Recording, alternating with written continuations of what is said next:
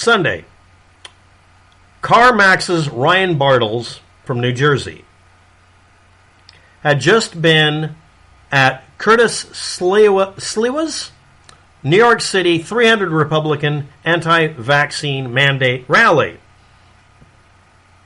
He then got onto the Q train in New York. I'm going to put that in the title of the video just because, holy shit, what a funny thing he was on. And he decided to yell the number 1776 and harass an old lady who was wearing a mask because she's part of the population that had a higher death rate in New York due to COVID-19, and started to mask shame her and pick fights with people because he was emboldened by being at a 300 Republican rally with someone and managed to get on the Q train. Now, this is so fucked. Now, my evaluation of his behavior. This is going to be a review of the video, or Mr. We'll just call him Ryan. Ryan is a bully. Now, I'm not saying that as a triggered special snowflake thing. That's his species. He's a predator. Other people were on that train wearing a mask. She could have been wearing it because she's part of a vulnerable population that can't get a vaccine. Or maybe she's refusing to be vaccinated. I don't think he gave a shit. He starts bitching about his freedom by harassing the most vulnerable person he could see in the room, or in this case, on the Q train. I'm presuming after this he walked off the bus, screamed Zeke Heil, kicked a couple of puppies, and punched out a couple of babies. Now, if you're a reprehensible hunk of shit like this, that's fine. I don't think he's always been like that, right? I mean, the rally he was at is the only thing. Someone will bring up that he flashed a white supremacy sign. That's not a white supremacy sign. Also, if you hold it at hip level with it aimed this way or this way, that's not a white supremacy sign either. That's a made you look thing. That became a meme a few years ago. Some of you can look it up. He did both at the same time. I'm pretty sure that it was him fucking with his friends. Why did the guy go from New Jersey to New York to attend a 300-person Republican-only anti-vaccine mandate rally in New York? Politically active? Okay. CarMax's Twitter account then did a very lame version of, he doesn't work here. Did you fire him? Did he work there? They're not answering any questions. Meanwhile, a bunch of people posted every bit of data needed to track down everything else. So here's what happened after the fact. Everybody in his family that was able to be found on any social media was told what he did and shown the video. And told them, he's an abusive jerk. He's a bully. You should be aware of it. That's about the extent of it. No, I don't think that they were harassed or stalked. The business location, CarMax, and other places he's worked at have been contacted and said, here's the video of him. Do you have a response? One company says he hasn't been here for years and he's an idiot. A couple of people have evaluated his work performance of how many jobs he's had. On average, he has a job for about a year. He's under 30, apparently, or something like that, or 35. I don't know what his age is. There's a bunch of archives below you can read, and most of it's pretty consistent. But the ones that are archive.vn are the ones that point out all the details you might want to know about him, if you care. My opinion, none of it's relevant. He's a stereotypical person who's just showing up in an area using whatever excuse he can find to yell at people and fuck with them. And somehow everyone in New York stopped being New Yorkers. You're on the Q train. You're in New York. You see some reasonably fit guy picking a fight with some old lady who's wearing a mask during a fucking pandemic, and nobody manned up. Really?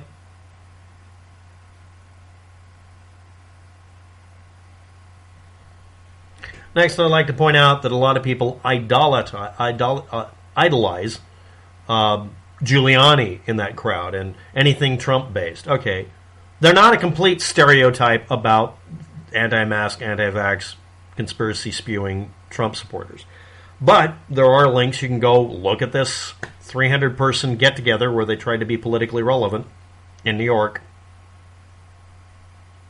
And yeah, it's a Curtis Sliwa apparently is he's a candidate for mayor.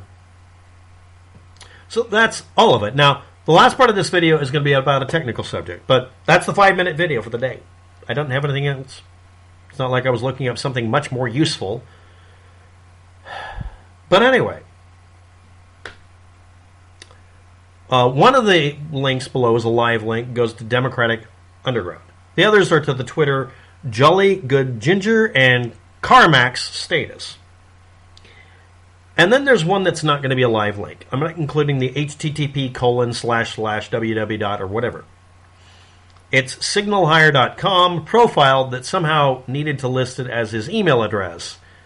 I don't know why you bother with that. You can figure out his email address, but it probably doesn't work anymore. Or if it does, it's not going to be answered because I don't think he's getting back in his old business. But anyway, many of the pages are archived when I do videos to make them short so that you can cut and paste the description or just click things with confidence because YouTube will dick with those links. The other reason I do it is it takes up less space. I have a 5,000 character limit in the description of a video, so I've just gotten in the habit of archiving everything. The other reason, however, is today's subject matter. Pages that attack your browser for trying to read them. In the case of Signal Hire, trying to install a malware utility or something dark side. So I'm going to open it in the new tab here. Live copy, signalhire.com profile, Ryan Martell's email. And it has start a free trial. Now remember, this information that it's asking me to do a free trial for is a duplicate of information I found on 1, 2, 3, 4, 5, 6, 7, 8, 9 pages. Actually, 10 and 11 if you count the really pertinent information. And, I mean, it's a really bitchy page. And it promises his email address. Then we scroll down and it's obviously Ryan something at CarMax, but who cares? Would you like contact details? Signal Hire. Install extension. And then it proceeds to just fuck with the computer's memory. I mean, literally, that's all it's doing. I can block it in live copy, but I'm not allowed to archive it. So, why? Websites that prevent you from getting around anything they might do to break your computer. I just turn off the JavaScript and it doesn't load very well, but at least it doesn't break into my computer. And if you did the Google cached version, it would work fine too. But here's my problem. This is the actual subject half of the video. Double feature for you. Why would you run a business that has a business model of attempting to infect my computer? Making your website literally useless until I do so. Demanding I pay you money on top of this. All for information I can get from other locations that at least, if they're going to charge me money, don't try to break my web browser. Now, this is a website that's been around for a while, and it's supposed to be a service for people trying to get a job and people trying to find workers. And it wants to install an extension or a plugin into my computer and tries desperately to crash the computer by overloading the RAM. Totally unrelated note, I used to get paid pretty good money to dig up old archive versions of, or just rebuild from what I found of someone's website, make a completely clean copy that would work, that would do everything they needed, making it take up the least number of pages possible, not to make it big and impressive, but to work, to where it doesn't waste the visitor's time, to where it doesn't try to crash their computer, to where it makes it easy for them to contact the business owner and arrange to make some money transfer into the business owner's hands instead of clobbering their computer and trying to crash it. Trying to look snazzy and modern while driving away business. I would rebuild these sites. And deal with admins that booby-trap the site to try to steal people's data and make a little money on the side fucking with others. I can't tell you how many times I had to fix something like that. And I had to contact the internet service provider or the web host or whatever. Get them on the phone and say, "Hi, this is an example of the latest bill to pay for the website. Okay, I'm going to have to read this to you, and I'm going to have the owner of the property read it, and I want you to authenticate that you're dealing with the business, not the contact information you were told to do by an angry ex-employee that's hijacked the website. Now, this is being recorded and will be used in a court case if you don't make this incredibly easy for the person who has rights to the site, the person who pays you for it. And I would usually get dead silence. You are being recorded. I don't have to inform you of this because I know it's a one-party state, state of Oregon. And then they get on the phone and I say, I'm going to be monitoring this. When you try to make this phone call go away, that's prima facie evidence you're refusing to help someone whose website has been hijacked by an angry ex-employee. Now, all you have to do is solve the problem and stop being a little bitch. And after 10 minutes of hemming and hawing and them really trying to get off the phone because they're based on call times, they finally authenticate. And they say, hi, have you authenticated? Yeah. How many people are visiting the website? You are the person who has the ability to do this, and you know it. Don't lie. There's 3. Okay, there's us at this end, and there's 2 other connections. Okay, is one of them editing the page? Yes. Ban them from your entire service for the next hour. You're on recording. Court case. Evidence. Think. Ban. Okay, check the other one. Well, now it's trying to edit. Ban it. Anything else? No. Have you banned it for an hour or a day? We do a 1-day ban. Good. That's the person who's breaking into the site. If anybody hijacks one of your sites, should you let them access any others? No. Okay. Now that we've recorded that you are at least somewhat competent, you're going to change the password to control the entire website because that's your damn job.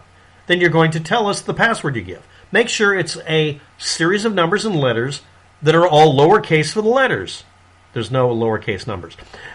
At least I don't think so. So anyway, at this point, the person then spits out the information. Good. Now, go to your sales tab and disable upsell because your company has failed to protect the customer. The customer does not want to be bothered or heckled. You will not send any security updates. You will not try to offer anything. Stop upselling. Just do it now. Argument equals $1 million lawsuit. Don't argue. Okay, it's disabled. Now, when, not if, your company violates that explanation and that explicit order, it will be a lawsuit instantly, and that's all we have to do. We don't have to warn you any further. And then I go through and take the version of the page I grabbed or built, put it up, erase the old one, and then ban it from being edited by anybody other than at that location by that customer, by the person who owns it. And I also say, now don't give anybody else access. Ever. Again. I'll be calling in another 24 hours when you stupidly give control away. Goodbye. Now, why am I doing this long description? Am I just padding it out to 15 minutes? Of course I am. No, I'm not. The point is, I got paid shit tons of money to undo things that these kind of pages try to do to your computer. If you have a customer or a potential customer come to your page and you fuck with them in any way, do anything aggravating to them, the only way you can get away with it is if everybody does that. Out of 15 sources, only one of them tried to install a plugin and shouldn't get any money. If you're running a business and you see this activity, don't use the service. It is never worth it. And if I'm your admin, if you click that link, you're banned from your own network because I'm going to make my job easy by making it to where you can't be broken into by your own dumb ass. Just saying. Yeah, I'm a little aggravated. I tried to visit a couple of pages that were explaining anything about this guy or the situation, and then they did pop-ups. And the fucked up thing, it wasn't even Twitter or anything like that. It was websites who are trying to help businesses hire people. Now you know why some of us are unemployed, I guess. Thanks for watching. Have a good day. Good luck.